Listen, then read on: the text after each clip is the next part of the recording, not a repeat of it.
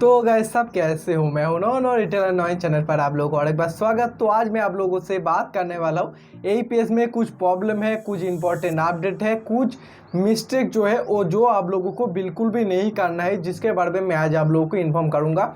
कुछ बहुत ही important update है जो कि आप लोगों को जानना बहुत ही ज़्यादा ज़रूरी है। अगर आप लोग एईपीएस बिजनेस कर रहे हो या करना चाहते हो या अभी न्यू स्टार्ट किया अभी के टाइम पर न्यू रिटेलर हो, तो आप लोगों के लिए वीडियो बहुत ही इंपॉर्टेंट है। आप लोग जरूर वीडियो के अंत तक देखना। आपका थोड़ा सा टाइम अगर इस वीडियो के लिए दोगे तो बाद में जाके आपको बहुत ही ज़्यादा काम आएगा, बहुत सारा दिक्कत से आप बच सकते हो अगर आप लोग वीडियो को फुल वॉच करोगे और मैंने जो जो चीज़ इस वीडियो में बताऊंगा उसको अगर थोड़ा सा भी फॉलो करोगे। ओके, तो देखिए एईपीएस मतलब आप बैंकिंग काम जब करते हो, मैं आधार से विड्रॉल करना, मनी ट्रांसफ़र करना, तो इसमें बहुत सारा प्रॉब्लम भी है। आपको यहाँ पर इनकम तो अच्छा खासा हो जाता है, पर इनके साथ साथ यहाँ पर प्रॉब्लम भी भर भर के है, जिसमें से प्रॉब्लम मैं आप लोग को बताऊंगा। और इस प्रॉब्लम अगर आते तो कैसे सॉल्यूशन होगा वो भी मैं आप लोग को बताऊंगा, पहले से कैसे तैयार हो के सकते हो। देखो सबसे पहले मैं पहले से स्टार्ट करता हूँ। सबसे पहली बात तो जब आप किसी आईडी लोगे, मतलब आपको लगता है मैं इस कंपनी के साथ जुड़कर एईपीएस का काम करूं, मैं इसका आईडी लूं, तो मान लो आप जो भी कंपनी का आईडी लोगे पहले उस कंपनी के बारे में यूट्यूब पर, ज़्यादा नहीं, आप यूट्यूब पर जाके सर्च करो, सिंपली उस ऐप के बारे में यूट्यूब पर सर्च करो कि वो ऐप कैसा है, उनका सर्विस। पहले आप कमीशन बिल्कुल भी मत देखना, पहले देखना उसका सर्विस कैसा है, उसका यूज़र इंटरफेस कैसा है, उसका सर्विस कैसा है, उसका सपोर्ट कैसा है, उसके बाद ही आप उसका आईडी ले सकते हो। ओके, इसके अलावा प्ले स्टोर में जाके भी उस ऐप का रेटिंग देख सकते हो, उस ऐप का रिव्यू जो है वो नीचे पर आपको देख सकते हो किस तरह के ऐप है और कि ये सेफ ऐप है, ये सिक्योर ऐप है, बेस्ट सर्विस दे सकते, तब आप उस ऐप के साथ जा सकते हो, उस कंपनी के साथ जा सकते हो। इसके अलावा दूसरा स्टेप कौन सा है, आप जिस भी डिस्ट्रीब्यूटर से ले रहे हो आईडी, आप लोग उससे अच्छे से जान पहचान कर लेना कि वो आपको सही में सपोर्ट दे पाएगा, सही में आपको जो भी प्रॉब्लम आएगा उसका सॉल्यूशन कर पाएगा, ये भी आप लोगों को देखना पड़ेगा। आप ज़्यादा से ज़्यादा कोशिश करना ऑफलाइन पर लेने की, क्योंकि ऑफलाइन पर सपोर्ट बहुत ही ज़्यादा बेस्ट मिलता है। ओके, तो ये दो चीज़ आप लोगों को देखना पड़ेगा, उसके बाद आप लोगों को आईडी लेना पड़ेगा। ओके, आईडी जब ले लिया तो काम भी करना पड़ेगा। तो काम करने के लिए सबसे पहले तो कस्टमर आप बैंकिंग का काम करोगे तो कस्टमर तो आप कहीं से ना कहीं से आ ही जाएगा, इसका 100% गारंटी आप रख सकते हो। तो जब कस्टमर आपके पास आया तो वहाँ पर आप लोग को सबसे पहले बहुत ज़्यादा लोग गलती करते, जो ओल्ड यूज़र है मतलब रिटेलर है काम करते, वो भी मोबाइल नंबर कस्टमर का नहीं देते, या बहुत सारा टाइम कस्टमर के मोबाइल नंबर होते ही नहीं है। मेरे को भी बहुत ज़्यादा, मेरे अगर बताऊँ तो 75% कस्टमर के पास मोबाइल नंबर नहीं है, तो मैं क्या करता हूँ। तो देखिए इस प्रोसेस में बहुत ज़्यादा दिक्कत आ जाते हैं। इस प्रोसेस में मैं कोशिश करता हूँ वो जो कस्टमर है उनका कोई अगर दोस्त है, उसका कोई भाई बहन जो है, अगर उनका नंबर है तो मैं उन लोगों का नंबर देता हूँ। तो फिर भी आप लोग कोई भी अगर 1 2 3 4 ऐसे करके 10 नंबर बिल्कुल भी मत बैठाना, या आपके पास अगर नंबर है तो उनको भी बार बार बिल्कुल भी मत बैठाना। देखो इमरजेंसी आया दो एक बार बैठा दिए उसको अलग बात है, बट बार बार अगर आपको वो चीज़ को बैठाओगे तो वहाँ पर प्रॉब्लम आ सकते हैं, एक बहुत बढ़िया प्रॉब्लम आ सकते हैं। आप जब बहुत दिनों काम करोगे उसके बाद यहाँ पर एक बहुत बढ़िया प्रॉब्लम आ सकते, तो इस चीज़ों का ध्यान आप जरूर रखना। इसके साथ साथ आपका इंटरनेट कनेक्शन, देखो इंटरनेट कनेक्शन अगर आप मोबाइल से करोगे तो उनमें ज़्यादा कुछ दिक्कत नहीं, बट कंप्यूटर से करोगे तो थोड़ा सा देखना इंटरनेट ज़्यादा फास्ट हो तो काम बढ़िया होगा। क्योंकि अगर इंटरनेट फास्ट नहीं होगा तो बहुत सारा टाइम क्या है ना, पेंडिंग हो जाता है, फेल हो जाता है, तो उस पर दिक्कत आ जाता है। तो इसके ऊपर भी आप लोगों को ध्यान रखना पड़ेगा। ओके, तो इसका देखो सॉल्यूशन, आप अगर वाईफाई वगैरह नहीं ले पाते हो तो जियो का जो छोटा सा वाईफाई मिलता है, एयरटेल का वाईफाई जो भी आपके पास ज़्यादा पिकअप है, जिस पर कॉल वगैरह नहीं आता है तो वो आप लगा सकते हो, वहाँ पर भी अच्छा खासा काम हो जाता है। ओके, इसके अलावा आपको और भी ज़्यादा ध्यान रखना पड़ेगा कि यहाँ पर जो मोबाइल नंबर के बाद मैंने बता दिया, उसके बाद आ जाते हैं कस्टमर के रिसीव देने के।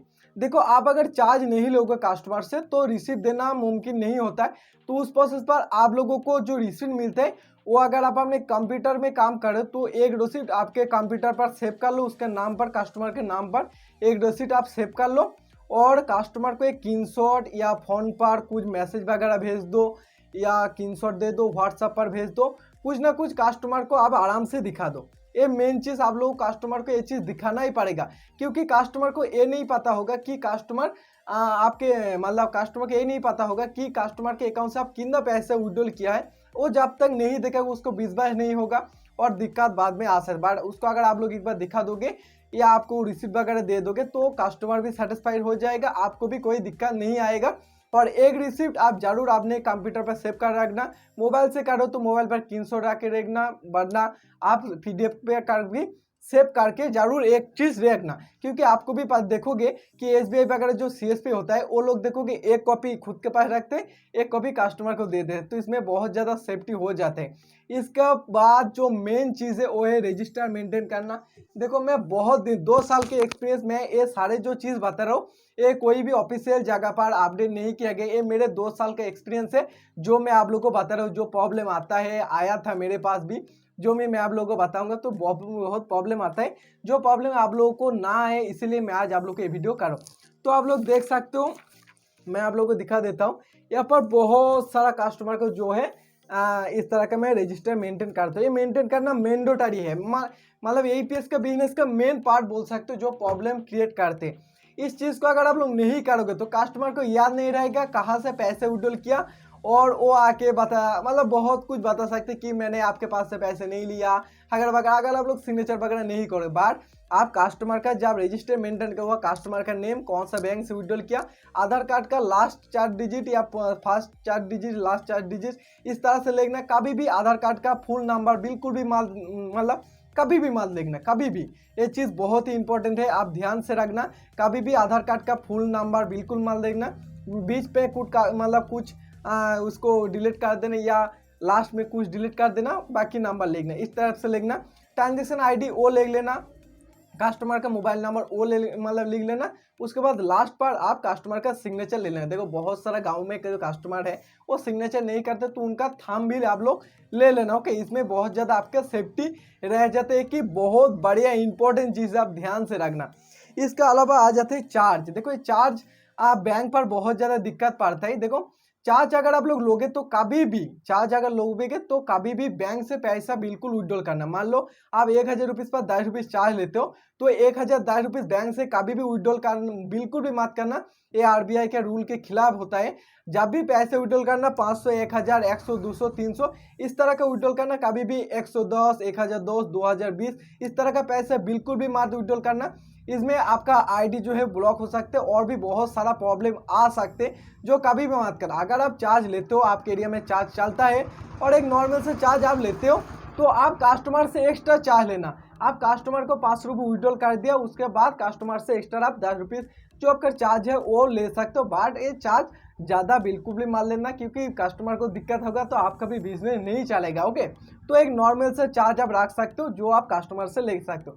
मैं भी लेता हूँ, मैं जितने भी पैसे विड्रॉल करता हूँ मैं सिर्फ 10 रुपये से लेता हूँ। ओके, 500 रुपीज़ विड्रॉल करें या 10,000 रुपये विड्रॉल करें, मैं सिर्फ 10 रुपीज़ चार्ज लेता हूँ रिसीप्ट देने के लिए। और रिसीप्ट में हर बार हर एक कस्टमर को देता हूँ। एक रिसीप्ट मेरे एक रखता हूँ जो कि मैं कंप्यूटर पर सेव करके रखता हूँ, और एक रिसीप्ट में कस्टमर को दे देता हूँ इंस्टेंट। ओके, इसके अलावा आपको और भी कुछ चीज़ों का ध्यान रखना पड़ेगा। अगर आप लोग एईपीएस बिजनेस कर रहे हो और आपका बिजनेस अच्छा चल रहा है तो आप सेविंग अकाउंट बिल्कुल भी मत यूज़ करना। आप लोग जरूर करेंट अकाउंट यूज़ करना, और ऐसे करेंट अकाउंट जो ट्रस्टेड हो सकते हैं। ओके, ऐसे एक करेंट अकाउंट यूज़ करना, और साथ में आप लोग इनकम टैक्स के रिटर्न फाइल भी जरूर कर लेना, और आपका दुकान पर एक टेल लाइसेंस भी दुकान के नाम पर कर रखना। ओके, और ये सारा चीज़ बहुत ही इंपॉर्टेंट है, क्योंकि कभी भी अगर कुछ भी टाइप का दिक्कत आता है आपके बिजनेस पर तो ये इनकम टैक्स, ये टेल लाइसेंस, करेंट अकाउंट आपको बहुत ज़्यादा हेल्प करेगा।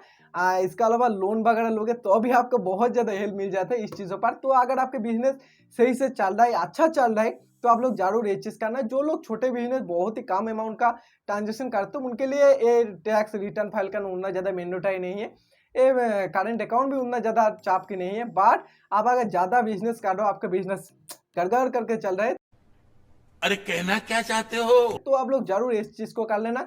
कोई भी ज़्यादा खर्चा वगैरह नहीं है, इस मतलब थोड़ा सा आप टैक्स अगर पे करोगे तो आपको बहुत सारा बेनिफिट भी मिलेगा, तो इसका ध्यान आप जरूर रखना। और एक चीज़, जब भी आप कस्टमर से सिग्नेचर करके करने के बाद ही कस्टमर को पैसे देना। कस्टमर जब मनी ट्रांसफ़र करने के लिए आया तो कस्टमर से पहले आप पैसा गिन के ले लेना, आपका ड्रॉयर पर कैश डालना, उसके बाद आप अपने पासवर्ड देकर सेंड मनी करना। उसके साथ साथ जब कस्टमर से पैसा लोगे तो आप पैसा को अच्छे से देखना कि कोई पैसा जाल तो नहीं है, कोई पैसा कुछ गलत तो नहीं है। ये सारा चीज़ को भी आपको ध्यान रखना पड़ेगा। क्यों मैं बता रहा हूँ, जरूर देखना। देखो जो एसबीआई के सीएसपी वगैरह जो होते हैं, आप देखोगे उन लोगों को जब सीएससी मिलते हैं उसके पहले आप उन लोगों को 7 दिन या 15 दिनों को कोई आधा सीएसपी से ट्रेनिंग लेना पड़ता है। सीएसपी से उन लोगों को ट्रेनिंग दिया जाता है कि ये चीज़ करना पड़ेगा। बट जो आप लोग जो एईपीएस में काम करते हैं इनको कोई भी एक्स्ट्रा ट्रेनिंग नहीं मिलते, तो इसीलिए मैं आप लोगों को बताया। देखो अगर कोई पैसा, मैं आप बता देता हूँ, कोई पैसा अगर आपके कस्टमर का कोई पैसा फंस गया तो उस प्रोसेस में आप क्या करोगे। उस प्रोसेस पर देखो अगर 500 रुपीज़, 1000, 2000 रुपीज़ हुआ है और आपका लोकल कस्टमर है तो उनका आप अकाउंट नंबर ले लेना, एक सिग्नेचर कर लेना, एक अकाउंट नंबर ले लेना, सिग्नेचर कर लेना, उसको जो पैसा है उनको दे देना। अगर छोटा अमाउंट है तो उनको दे देना। जब कस्टमर के अकाउंट पर पैसा आ जाएगा तो कस्टमर के अकाउंट से पैसा आप ले लेना। अब इसमें जो सिग्नेचर किया हो उसमें एक प्रोसेस आप लिख सकते हो कि आप इन 7 दिनों के अंदर किसी भी बैंक से जाके पैसा बिल्कुल भी मत विड्रॉल करना है। ये चीज़ आप वहाँ पर लिखकर सिग्नेचर कर सकते हो। ओके, तो इसमें क्या होगा, कस्टमर नहीं जाएगा क्योंकि आप कस्टमर को पैसे दे दिए, कस्टमर अदर्स किसी सीएसपी से जाके अगर पैसे विड्रॉल कर लिया तो आपका लॉस हो जाएगा और इसमें आपका दिक्कत भी आ जाएगा। तो इस प्रोसेस पर आप आपका अगर लोकल कस्टमर है, आपका जेन्युइन कस्टमर है, बहुत ज़्यादा दिक्कत कर रहा है, उसको पहले समझाना कि इस तरह से 7 दिन के अंदर रिटर्न आ जाएगा। वो अगर मान जाता है तो बहुत बढ़िया, अगर नहीं मानता है तो आप लोगों को उसको पैसा दे देना। उसका अकाउंट नंबर आपके पास रख लेना, अकाउंट का जीरोक्स वगैरह सिग्नेचर करके रख सकते हो। उसके बाद जब पैसे रिटर्न आ जाए, क्योंकि रिटर्न तो आएगा, जब आप भी जानते हो 100% गारंटी, तो उसको दे देना। और एक चीज़ भी बहुत ही इंपॉर्टेंट है ईपीएस पर, मतलब मैंने आप लोगों को तो सेटिंग करके नहीं बता पाया, एक एक करके बाद में बता देता हूँ। देखो आपके पास जब कस्टमर आए कोई, क्योंकि देखो अभी सीएसपी बहुत ज़्यादा हो चुका है, ईपीएस में काम करने वाला बहुत ज़्यादा, हर एक गाँव पर आप लोगों को मिल जाएगा। तो देखो इसमें क्या होता है, कस्टमर मान लो पहले किसी दुकान पर गया, उस पर पैसा फंस गया, उसके पास पैसा फंस गया, उसके बाद वो कस्टमर आपके पास आया, आपने चेक वगैरह किया, उसके बाद आपने देखा कि ये वगैरह हो गया, कस्टमर को देख रहा है कि पैसा इतना था, इतना है, तो उसमें कस्टमर आपको मतलब यहाँ पर टारगेट करेगा, आपको दिक्कत करेगा। तो उस प्रोसेस पर आपके पास जब भी कस्टमर आए तो उनको पहले पूछ लेना कि आप पहले क्या कोई सीएसपी से गया था, जहाँ पर कुछ आप पहले कि कोई सीएसपी गए, इस तरह से पूछ लेना कि अभी तो आपने सीएसपी से नहीं आ रहे, क्योंकि आप अगर पहले ट्राई कर लिए तो अभी नहीं होगा। ये चीज़ कस्टमर को बता देना, क्योंकि देखो अगर किसी अदर्स जगह से पैसा फंस गया और आपके पास आके अगर आपको इन मतलब बता देता आपके पास फंसा तो आपको बहुत ज़्यादा दिक्कत में पड़ सकते हो, क्योंकि मेरे पास ये चीज़ हुआ है, मैं जानता हूँ। और एईपीएस में आप लोग कस्टमर के मिनी स्टेटमेंट चाहे वो बुक वगैरह अपडेट करोगे तो सभी पर 00 को समथिंग सभी पर सेम लिखा होता है, तो उसमें पता नहीं चले कि आपके पास हुआ है कि आपके नियरेस्ट जो है उस पर हुआ है, तो इसमें दिक्कत आ जाती है। तो कस्टमर को पहले आप बता देना कि आपके पास पहले किसी शॉप पर गया था क्या, तो वो अगर बता नहीं गया तो आराम से काम करो, कस्टमर का मोबाइल नंबर दो, यहाँ पर जब रजिस्टर मेंटेन करो, इस पर सिग्नेचर जरूर ले लेना कस्टमर का, साथ में एक रिसिप्ट आपके पास रखो, एक रिसिप्ट कस्टमर को दो। अगर मनी ट्रांसफर करो तो पहले कैश लो, उसके बाद मनी ट्रांसफर करो। साथ में यहाँ पर जब मनी ट्रांसफर करोगे कैश को अच्छे से देख लेना। उसके बाद जब आप आईडी भी लोगे तो भी अच्छे से वेरीफाई करके एक जेन्युइन आईडी आप ले लेना। ओके, उसके बाद आप जेन्युइन काम करो। ज़्यादा काम कर रहे हो तो जरूर इनकम टैक्स रिटर्न फाइल कर लेना, करेंट अकाउंट कर लेना, और दुकान के नाम पर टेल लाइसेंस भी जरूर कर लेना। और टेल लाइसेंस आप करेंट अकाउंट जब भी खोलोगे तो टेल लाइसेंस लगेगा, तभी आपका टेल लाइसेंस बन जाएगा। तो ये सारे चीज़ को आपको ध्यान में रखना पड़ेगा। उसके बाद आप लोग एईपीएस से आप मतलब आपकी मार्केट के साथ जितना चार्ज चालू उससे ज़्यादा चार्ज लो। यहाँ पर इनकम भी बढ़िया है। तो देखो चार्ज तो बैंक से तो मना करते हैं चार्ज लेने का, पर यहाँ पर खर्चा आ जाते हैं जो आप कस्टमर को बता सकते हो। देखो हमको ज़्यादा तो कुछ इनकम नहीं मिलता, तो अगर आप एक पिन भी निकाले तो वहाँ पर तो 10-20 तो चार्ज आ ही जाता है ना। फिर से हमें बाइक लेकर या जो भी जहाँ पर जाता है एटीएम से पैसे ले आना पड़ता है, हमारा पैसा भी फंसा है 10-20 हज़ार 30 हज़ार 40,000 रुपीज़। तो इसमें कस्टमर का अगर सही से समझाओगे तो कस्टमर 10 रुपये देने में दिक्कत नहीं करते, या आपका जो भी है उसके काम में हो सकते। तो ज़्यादा बिल्कुल भी मान लेना, क्योंकि एक पैसा विड्रॉल करने के लिए कस्टमर का अगर 50 रुपये 100 रुपये चार्ज देना पड़े तो वो गलत बात है। क्योंकि मान लो आप भी किसी दुकान पर गए और 100 रुपये देकर आपको 2-3 हज़ार 4 हज़ार रुपये विड्रॉल किया, तो वो पर बहुत ज़्यादा आपको भी गुस्सा आएगा ना। तो सेम बात है, इस तरह से आपको कस्टमर को समझना होगा, कस्टमर को समझाना होगा। आप काम करो इस तरह से, बहुत मतलब फ़ायदेमंद काम है। अभी लोग भी एईपीएस को ज़्यादा पसंद कर रहे हैं, क्योंकि बैंक पर लोग जाएगा, लाइन लगाना पड़ेगा, बहुत सारा काम करना, और यहाँ पर आराम से हो जाता है। तो कस्टमर भी ये चाहते हैं। तो आप भी जब काम करो, एक प्रोफेशनल काम करो। ऐसे नहीं है कि आपके पास आया, अंगूठा दे दिया, विड्रॉल कर लिया, आपने कैश दे दिया, ये सब बिल्कुल भी मत करना। एक प्रॉपर तरीके से काम करो, तो बाद में आपको कभी भी दिक्कत नहीं है। इसके अलावा आपको कुछ भी जानकारी चाहिए तो जस्ट एक कमेंट कर दो, मैं उस कमेंट का रिप्लाई देते रहूँगा। तो आज के लिए नहीं, thanks for watching my video. जय हिंद, वंदे मातरम। Thank you, bye bye.